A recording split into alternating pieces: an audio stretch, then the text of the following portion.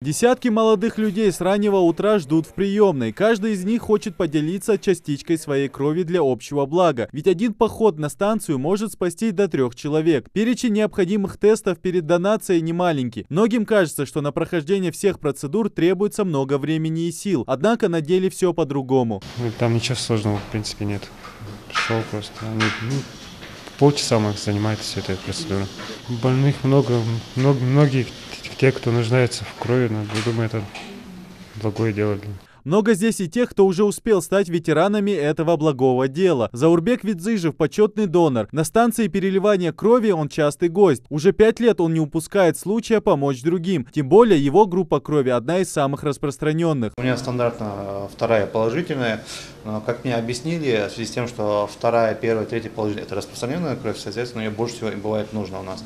Поэтому прийти сюда, потратить 20-25 минут свое время, когда ты понимаешь, что эти 25 минут может спасти чью-то жизнь, это, я думаю, можно их потратить спокойно. Если сравнивать с предыдущим годом, отношение к донорству в регионе сильно изменилось в лучшую сторону, говорят сами медики. Но из-за коронавируса активность тех, кто ее сдает, упала практически на 50%. Врачи забили тревогу во всех источниках информации, и после их призыва жители буквально заполонили станцию. В связи с акцией наблюдается большой поток молодых людей. Как вы сегодня могли наблюдать у нас в коридоре, большое количество молодых людей.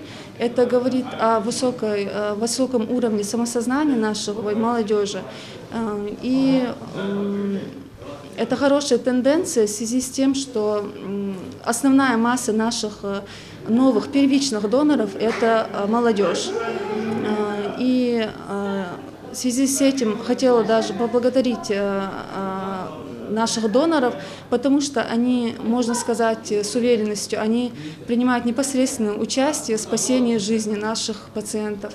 Акция «Марафон донора» приурочили ко Дню России. На просьбу медиков уже откликнулось более 50 доноров. Сегодня поддержать акцию решили и сотрудники Комитета по делам молодежи. У нас тут собралось порядка более даже 30 человек, и такие акции, они очень полезны, они нужны в первую очередь нашим больным, и мы должны понимать, что именно от нас, от нашей крови зависит их жизнь, скажем так.